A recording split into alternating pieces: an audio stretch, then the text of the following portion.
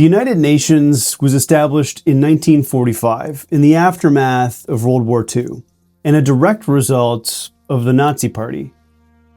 The goal was to prevent future global conflicts like this one. However, 80 years later, the UN seems to be missing the mark. The UN ceases to label groups like Hamas as anti-Semitic, which is a point of contention and criticism by Israel and the United States. Hamas has become the defining face of 21st century eliminationist ideology. What occurred on October 7th wasn't just a terror attack, it was a pogrom, deliberate in its targeting of civilians, sexual violence used as a weapon, with the explicit goal of erasing Jews. And before anyone says they're not, they literally said it, as support riots took place in countries across the world chanting terrible things like "kill the Jews." We're not going to see anything quite like what happened in Montreal on October 28th. Speaking from a balcony, this man issued a prayer calling for extermination and mass death, and he was met by cheers. The parallels to Nazi methodology aren't hyperbolic, they're identical. A state sponsor in Tehran funds the infrastructure, exports the weapons, and denies the Holocaust while actively working to finish the Nazis' work.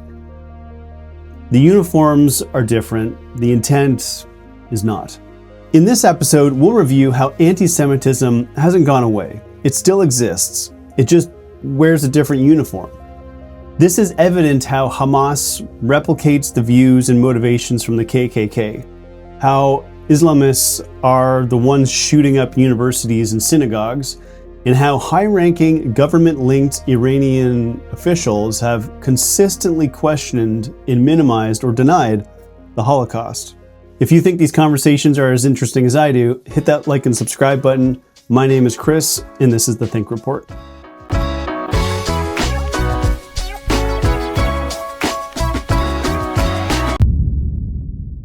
David Duke is a despicable human. He was the former leader of the KKK, and although I know little about his current views, anyone who would lead an organization with such a terribly violent past like the KKK has a very long way to go to prove to me that he isn't just the scum of the earth. Moreover, there is an interview of him where he is explicitly describing similarities between the KKK and Hamas. When I grew up, I became very, very concerned about the heritage of my European American ancestry. I loved my people, our heritage, our traditions, our values, everything that I loved about this we created a great country, a great constitution. The Declaration of Independence is a great document, right? Yeah. And I was concerned about the existence of our people in our own country and how the country would change as we became replaced. Exactly the same thing the Palestinians were concerned about with a massive Jewish migration.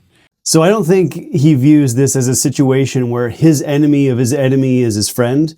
It appears that both sides are very nationalistic and would never support the other for a common anti-Semitic goal. Regardless, I do see this as additional evidence that they are very much aligned on the goal, methods, and anti-Semitic motivations. By now, we all know who's shooting up the universities and the synagogues. At Harvard University, there is an outburst of anti-Semitic behaviors, they say. The targeting and the bullying of Jews students, and the blockading and assaults, and the vandalism, all of it is amply documented. At the University of Massachusetts, a Jewish student was called a Zionist S-bag and then punched and kicked repeatedly. As on campuses across America and Canada, the online harassment and vilification of Jewish students and the threats against them were vicious and widespread. At Cornell University, the University for Jewish Life was targeted by what Cornell's president calls horrendous anti-Semitic messages. At MIT, as elsewhere, Jewish students face chants of death to the Zionists. As campuses struggle with reconciling this with their liberal administrations, I think we can expect more of this to continue.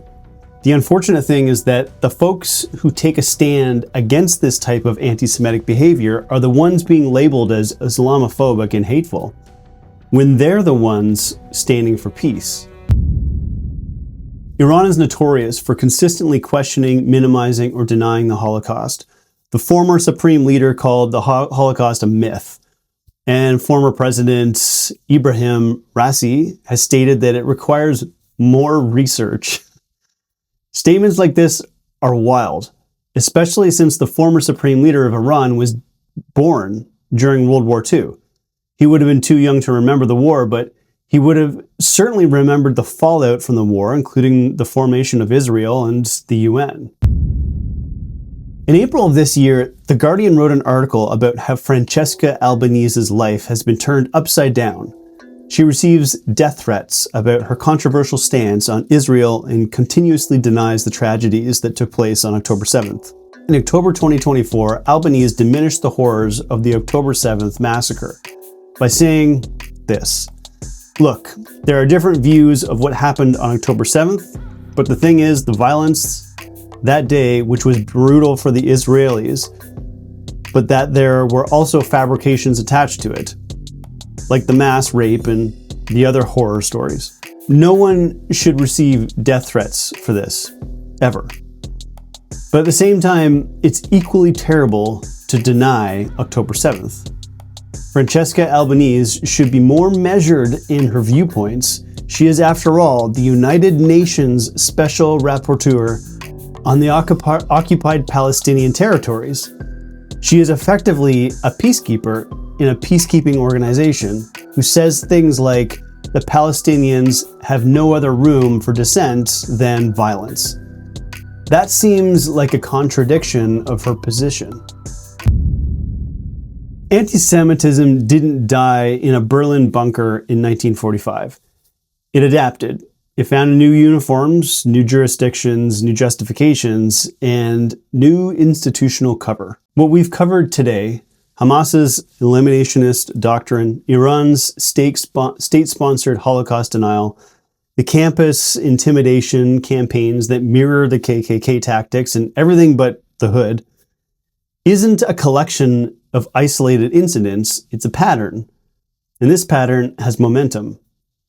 The UN was built on the ashes of the Holocaust with one foundational promise: never again. 80 years later, it employs a special rapporteur who publicly questions whether the mass rape of Israeli women actually happened. That's not a policy disagreement, that's institutional rot. Here's what I'd ask you to sit with. The people who stood up in the 1930s weren't celebrated at the time. They were called warmongers, alarmists, troublemakers. The people staying silent today will have to answer for that silence the same way history judged silence then. Think about that.